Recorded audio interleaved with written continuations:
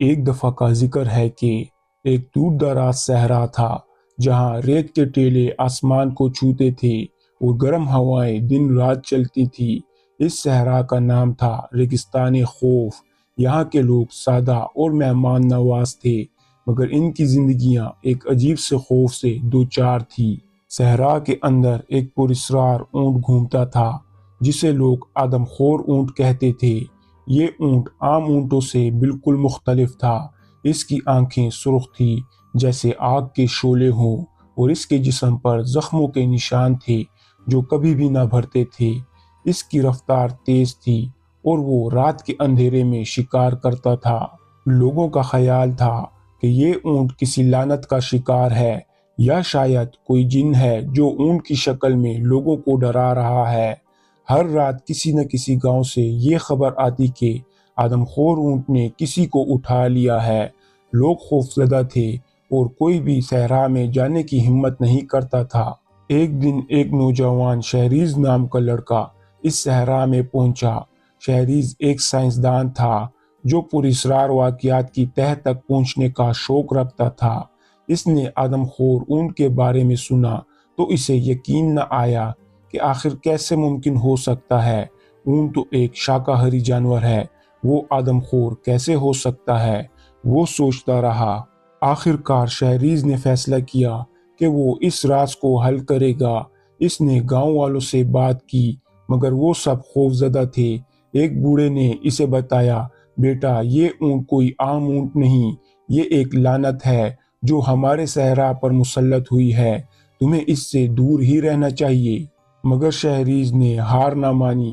اس نے اپنا سامان باندھا اور صحرا کی طرف چل پڑا۔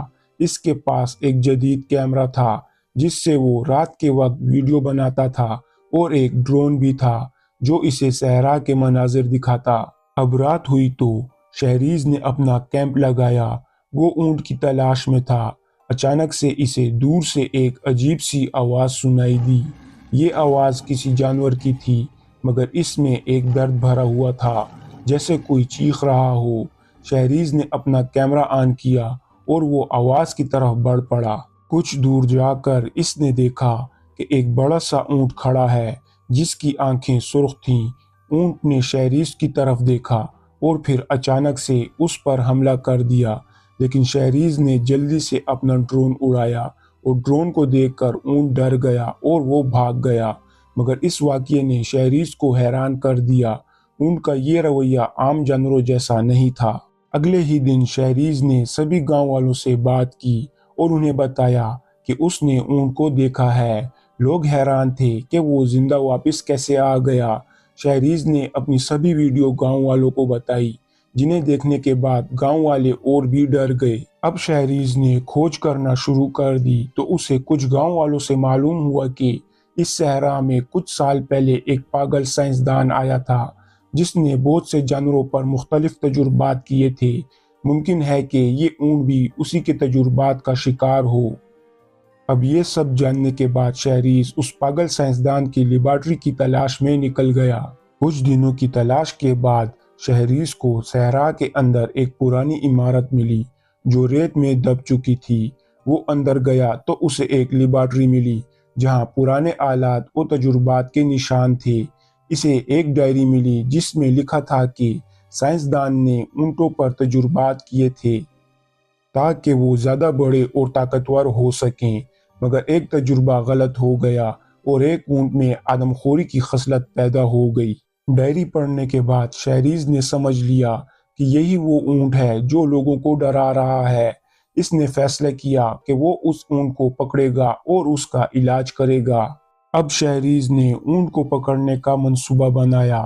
اس نے اپنی ڈرون اور جدید آلات کا استعمال کیا اور آخر کار اونٹ کو ایک جال میں پھنسا ہی لیا۔